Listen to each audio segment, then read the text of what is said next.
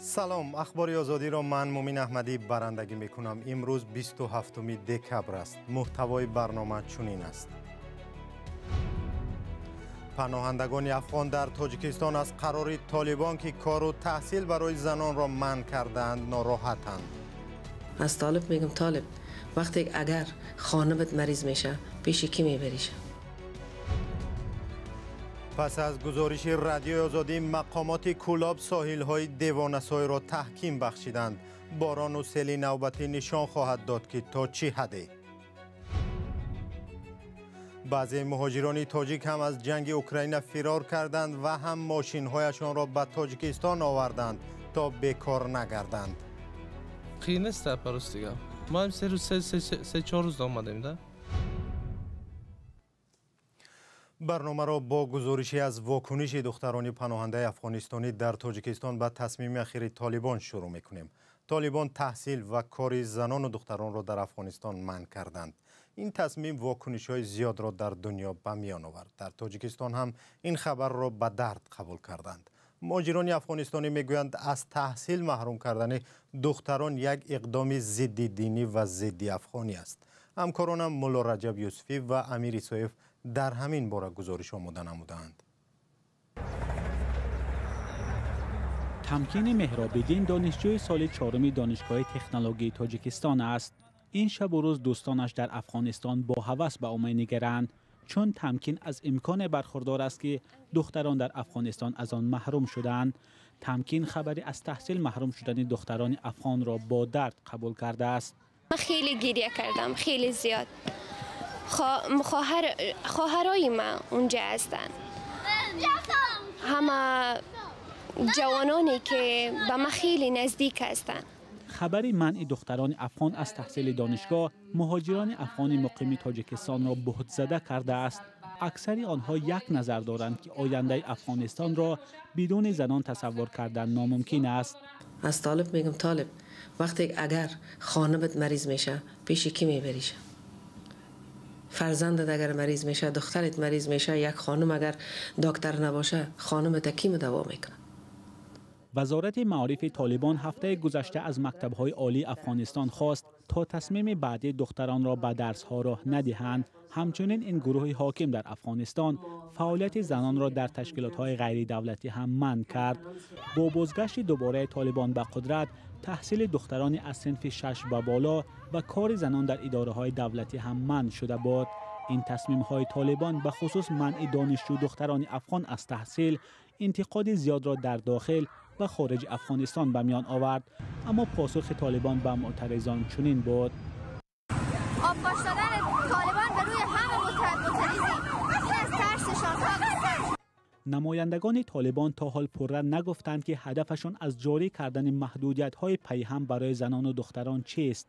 برخی مهاجران افغانستانی در تاجیکستان بر این نظرند که طالبان از زنان به عنوان وسیله رسیدن به هدفهایشان استفاده می‌کنند، به خصوص اینکه با گذشت 1.5 سال تا حال هیچ کشور حکومت آنها را به رسمیت نشناخته است. گزارش را در شکل مفصل در سامانه رادیو آزادی بخوانید و تماشا کنید. گزارش دیگری از نگرانی ساکنان کولاب داریم که در ساحل رود دیوانه‌سای زندگی می‌کنند. این جوی آب ندارد، ولی هنگام بارانگری به حد پر از آب می شود که خانه‌های مردم را خراب می کند. حکومت کولاب گفته است که ساحل این رود را برای جلوگیری از خطر می بندد. ساکنان می گویند کار ساحل بندی نمایشی است و ترس دارند که دوباره طریق دیوانه‌سای سیل می آید و خانه‌هایشان را خراب می کند. واکنش حکومت به ساکنان را در گزارش محمود جان رحمتزاده تماشا کنید.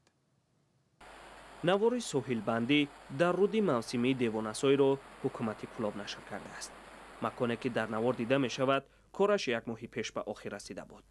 نوار پس از یک گزارش رادیو آزادی نشر شد که در آن از کار بی‌صفت و شکایت مردم گفته شده بود. بعد از واقعه اومدن دیدن چی در کار؟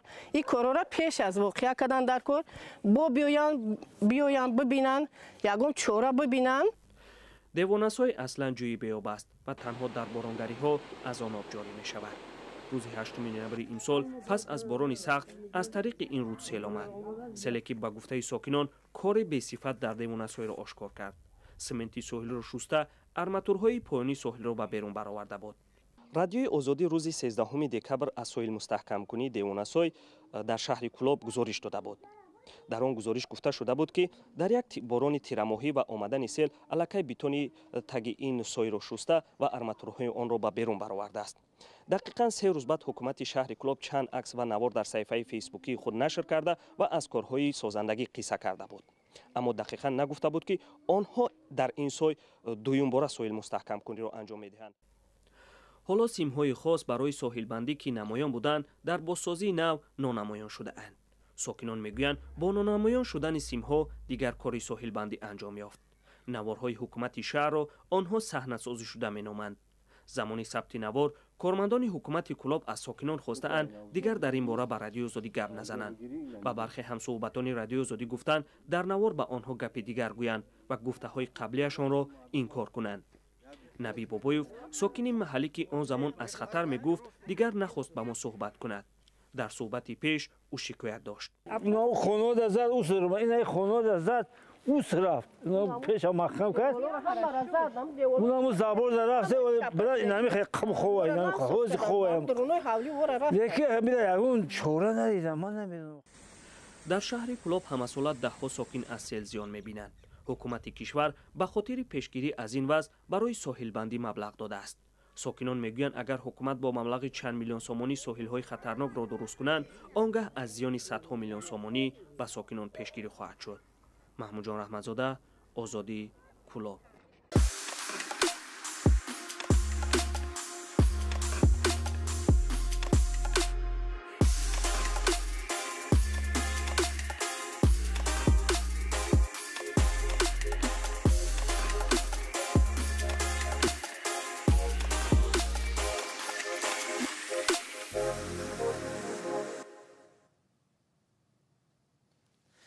یک سازمان دولتی روسیه گفته است که 95% ساکنان تاجیکستان به این کشور نظر نیک دارند. ادعایی که نه همه در تاجیکستان با آن راضی هستند.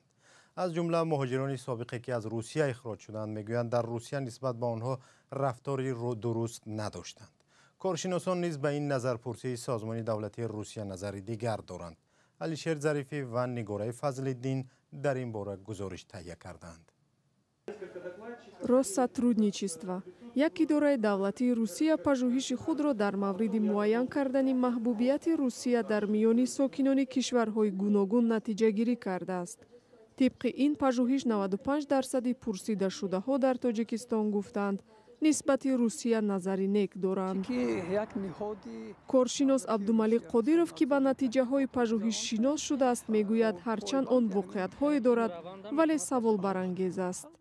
метавонем ба натиҷаҳои он бо шубҳа нигоҳ кунем чун бахусус дар шароити имрӯза ниҳодҳои давлатии Русия ҳарчи зиёд ба тарғиби сиёсати имрӯзаи Владимир Путин даст задаанд ки барои нигоҳ доштани аудиторияи худ барои нигоҳ доштани имиҷи худ дар дохили Русия ба ҳар гуна тақаллубкорӣ ҳам даст мезананд.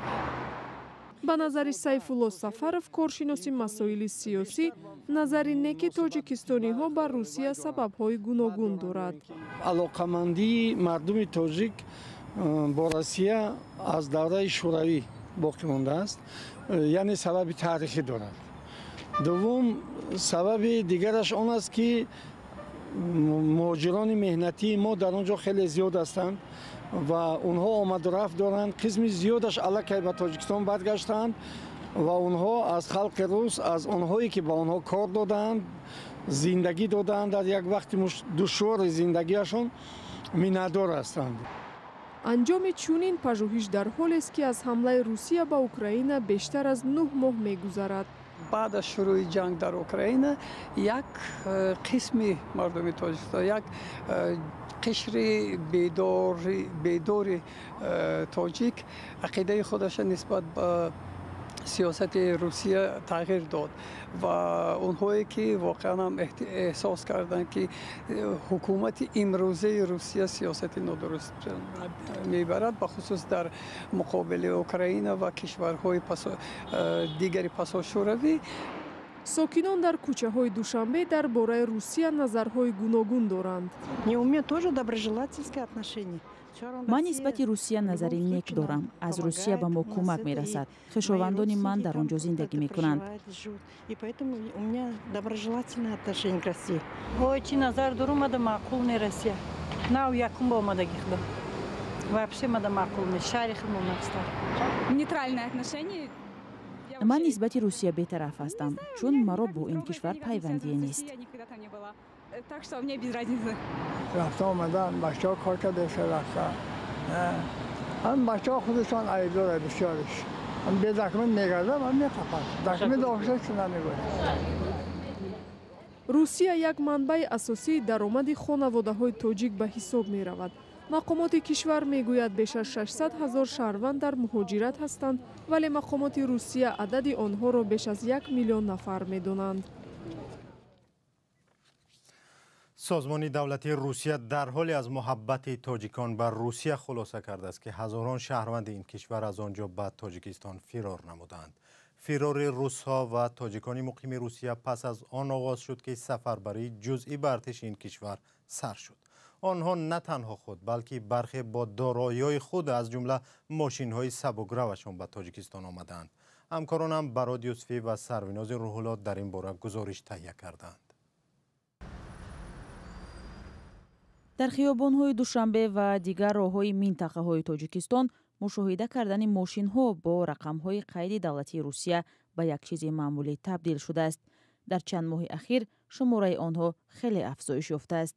صاحبان آنها اکثراً تاجیکانند که با ماشین‌های خصوصی خود از روسیه به تاجیکستان آمدند. قیل نیست پروس دیگه. ما هم 3-4 روز آمدیم ده. چند قصد 10 روز شد نه. ظاهراً اکثر آنهایی که با ماشین‌های قید دولتی روسیه به تاجیکستان آمدند، تاجیکستانی‌اند و دو شهروندی دارند. آنها پس از اعلان شدن بسیج یا موبیلیزاسیا به ارتش روسیه به وطن پدری خود برگشتند. نبودم. حاضر بسیار شده است. برای آنکه خیلی شاید روی موبیلیزاسیا بسیار اومده داشته باشد یا شاید از روی اگان خیلی واقعیت دیگر باشد. به حد بسیار می‌کنه. برخی صاحبان ماشین‌های دارای رقم‌های قید دولتی روسیه در کوچه‌های دوشنبه مسافرکشانی می‌کنند. بعضی از آنها کارهای دیگر را انجام می‌دهند. ولی اکثر کل آنها نمی‌خواهند در روبروی نوارگیر صحبت کنند.